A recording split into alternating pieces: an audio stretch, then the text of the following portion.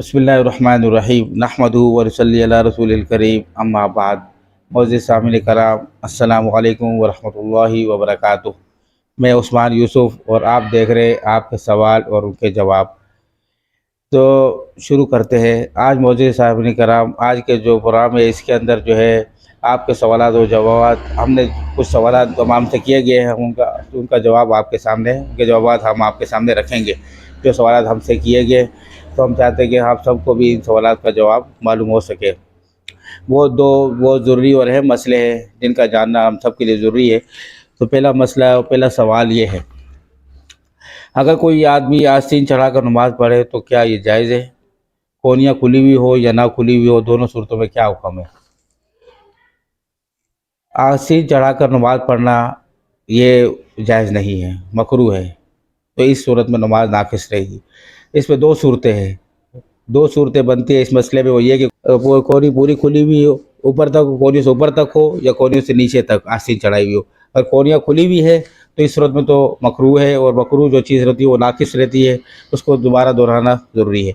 और अलबत्ता जो कोनियों से नीचे है, इसमें बेहतर और ज़रूरी यही है कि इसको भी जो है हम नीचे कर लें, उसको भी ऊपर करना नमाज की हालत में दुरुस्त नहीं होगा।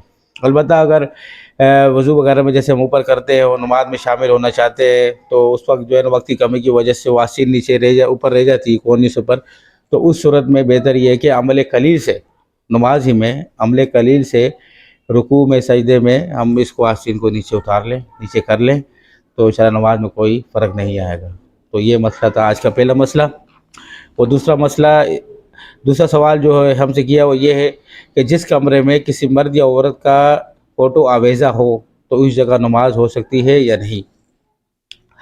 यानी जिस कमरे में इंसान नमाज अदा कर रहा है उस कमरे में अगर कोई तस्वीर वगैरह लगी हो तो नमाज क्या सूरत होगी, नमाज होगी या नहीं होगी?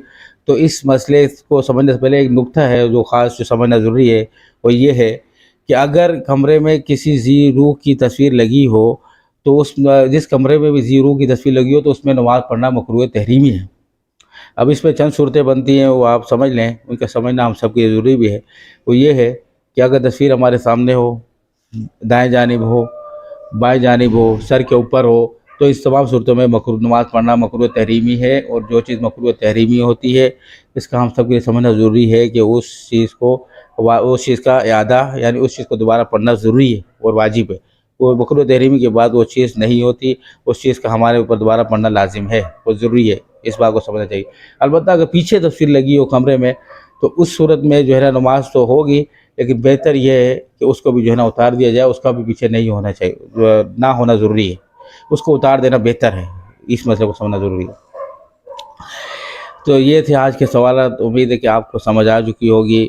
आप हमसे जो सवाल करना चाहते हैं, अगर आपके दिल में भी सवाल आते हैं और आपके भी मसाइल हैं, आप हमारे से शेयर करें, हमें कमेंट सेक्शन में आप हमें शेयर करें, हमसे शेयर करें। और इसके अलावा जो है ना हमारा ईमेल एड्रेस है, उसके ऊपर हमारा ईमेल एड्रेस चैनल में मौजूद है, आप उसमें भी जो है ना अपने सवालात हमें भेज सकते हैं और हम पूरी कोशिश करेंगे कि आपके सवालात के जवाब दें, कुरान हदीस की रोशनी में उनका जो हल आपके सामने पेश करें। शुक्रिया। व आखिर दावाना अनिल हम्दुलिल्लाहि रब्बिल आलमीन।